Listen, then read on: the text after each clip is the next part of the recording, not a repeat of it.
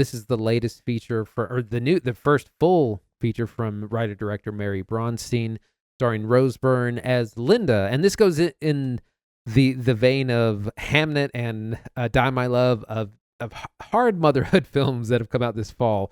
Rose Byrne is Linda, who is a mother struggling in a number of ways. She primarily with her daughter, who is a very kind of delicate special needs child. Her child will not eat, and so she's on this. She has like a stomach thing. She's fed not IV fluids, but it's a whole thing. Like she won't eat, and so she's fed by tube. They're trying to get her off the tube, but there's a million other things going on too. She's a therapist. She's trying to deal with her clients, her patients. When all of a sudden, kind of the bottom falls out literally of her apartment when similar to Marty Supreme, a pipe burst and a huge the apartment floods. A huge hole is made in the second floor. Her and her child have to move to a hotel, which is a huge deal, but not a nice hotel, kind of a seedy motel. Her husband is away on business. He won't be back for months. She's just kind of trying to have it all, but is also just struggling at being a full-time working mom with a very difficult special needs child. She has very difficult patients as well. And it's stressful mile a minute. We don't know if she's going to make it. Played brilliantly by Rose Byrne, who just won an Oscar for this role. Or not an Oscar, sorry, a Gold Globe for this role. Yeah. Lots of stress. Very, what I've heard, a very accurate portrayal of modern motherhood. Lots going on, lots to talk about. Zach, what do you think?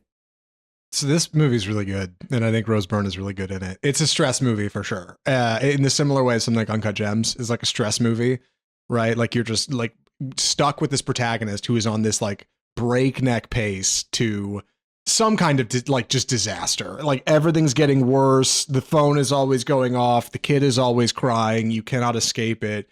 And you are absolutely locked in with Rose Byrne, who is just slowly becoming a more unreliable narrator over the course of the movie as she just goes crazy and can't sleep and things are not working out. Like, and the camera is just locked on Byrne, like very explicit choices to very rarely show her daughter. So you don't get the sympathy of like, well, the crying child back there, I feel bad for her, because you don't see her. You just get Rose Byrne. It is locked with her. The movie's written and directed by Mary Bronstein. She did one movie in 2008 called Yeast. She did a short film in 2009 and has done nothing till now, and seemingly has no additional plans to direct. Insanity. This is practically a breakout feature. This movie is really cool. She should do more movies immediately. Like, there's something really special going on here. It reminds me of like Coralie Forgeot making The Substance, but on a smaller scale with less wild effects and like body horror stuff. It's just this woman who is like so struggling, dude, and nobody sees it her way, and she can't escape the loop and get out of it. It's really cool stuff. Yeah, the way it's shot is really smart. That it is focused all about her, on our mother character. We hear her husband's voice on the phone. We don't see him. Same thing with her child. Her child is always in the background, or we see her arms, her legs. We never see her face until very late in the film. And so it wants to focus everything on her, and she's just trying to get by. She's trying to solve problems. She's trying to get her daughter to eat, to get her off. The doctors are saying, if you can't get her up to this weight, she's gonna have to go somewhere else. We can't keep treating her. You need to be a better mom. Why aren't you? Why haven't you fixed this yet? Dude, she's struggling with patients who are very difficult, suffering from postpartum, suicidal thoughts, things like that. She's in a really stunning turn. She goes to her own therapist, played by the great Conan O'Brien, in a very interesting role where he's trying to be her therapist, but he's just down the hall. It's really funny because I thought, surely he's somewhere else, and she has her own practice. No, he's literally like 3 doors down. Really smart role. When she's at the motel, she strikes up a friendship with the great A$AP Rocky, who we recently saw in Highest to Lowest, who tries to get her to kind of chill out a little bit.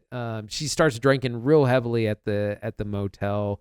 A$AP Rocky says, like, you want something a little bit stronger than that? I might be able to help you out. They strike up a little bit of a friendship. Quasi-romance, who can say?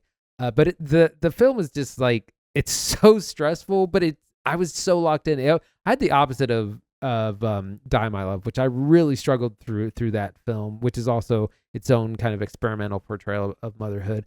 I felt like this was a lot more grounded, and I was really engaged with it a lot more.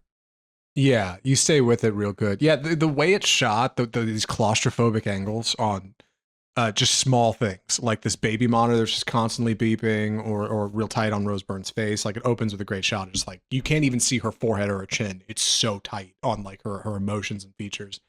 And she's just so tired, man. Byrne does a lot of comedic acting. She's been getting into drama a little bit more lately. I know she did a mini series. I forget the name, starts with a P.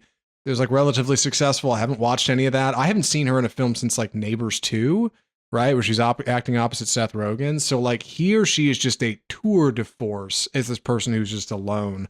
Husband is away. He's calling. Why haven't you done this? Why haven't you done that yet? Her daughter's doctor, Dr. Spring, who, believe it or not, played by Mary Bronstein, the writer and director of the feature, just harassing the hell out of her. I cannot tell you how important it is that you get here on time, that you do this. We're going to have to reassess her care if you don't do it. And you see these like reflections of her own life. Yeah, you've got her therapist just down the door, just down the way, played by Conan O'Brien, right? Who is not all that unlike her. You've got a mother who comes in to see her, Caroline, who is stressed about her son and can't connect and feels like she's not a good fit here. And like, you see that reflected back at her in her own life. You've got this problem of this hole in her ceiling that kicks off the whole thing, right? That like may or may not kind of be a portal to a different time or place, like that is reflected in her daughter's own health condition. Like you just see these layers of problems. Stuff. Yes, yeah, and like early in the film, you know, Conan O'Brien asks her, how do you see time? And she says, I see time as a series of cliffs that I have to, that I'm constantly racing towards. And as soon as I fly over one, there's just another. And it just feels like the whole movie is racing towards a cliff, right? There's just like Uncle Jem's, you're like, this is not going to work. Like it's just getting worse and the problems are compounding. And really, she's just learning to kind of start to let go because she can't control it and she can't be the mom that's going to be able to solve everything. And like, it's this journey into madness all the way down. It's just like so delightful to watch from the comfort of your couch. And maybe not for everybody because it's heavy for sure.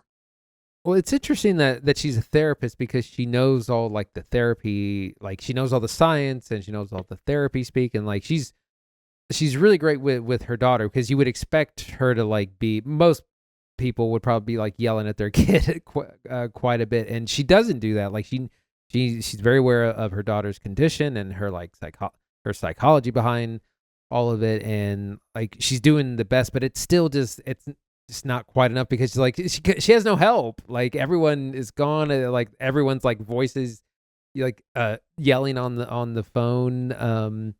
But yeah, it's a fascinating performance of modern motherhood. Like I said, and her performance is absolutely stunning. Yeah, I'm running out of good things to say about it. I love that she is so tamped down at the beginning of the movie, and as problems start to pile up and start to happen, she starts to get a little bit more aggressive about it, but like still has it together. And then like it's late at night and the girl at the hotel desk won't let her buy a bottle of wine. It's 2 a.m. You start to see her actually come out a little bit, be like, hey, you know what? This sucks. Like stand up for herself. And just slowly over the movie, she just gets more and more aggressive and it starts to come out and she gets loud and will shout about her problems. It's good. It's great. Like it just feels like things are constantly turning up and just the tension's getting wound more and more. And this rubber band of characters get pulled tighter and tighter and tighter and tighter until eventually she's got to snap. It feels relatable. Yeah, I think Byrne's great. I think Bronstein needs to make more movies. This is great. A$AP Rocky is good in this movie. Yeah, Conan O'Brien is delightful in this movie. Like everybody in it is good. They were directed well. Really something special here. So any other thoughts, I should say, before recommendations? Yeah, Conan O'Brien is such interesting casting because he's not like his comedic self. Like he's a therapist. He's playing a serious therapist trying to help his friend and coworker, and who's also kind of tired of just sitting there and kind of listening to her like day in and day out. Like but he's also trying to be a good, professional therapist as well. So it's a very subtle and interesting role. He's very good. and it's Yeah. not the kind of performance you would maybe think. But again, things just there's things like the parking attendant keeps threatening to tow her the whole movie. It's just like she just can't catch a break. I know. And she finally flips him the bird, and you're like, like, I wish I could do that. You know what I mean? Just like, yeah, that guy sucks. Yeah, Conan's great. There's this amazing scene in the middle of this movie where she's like, tell me what to do. Please tell me what to do. And he's like, what is it you think you want? Like, he just won't like give her what she wants. It's great. Like, and it just feels like such a human frustration. Any, would you recommend If I Had Legs, I'd Kick You? Yeah, absolutely. This was a lot of fun. It's one of the best performances of the year. We'll see if she gets an Oscar nomination for it, even though she's not the front runner. Again, a harrowing tale of modern motherhood that's a lot more, I think, relatable. It's more grounded. It's much more watchable than Die My Love. I can't recommend Die My Love to anyone. I know. Like that. That's just rough.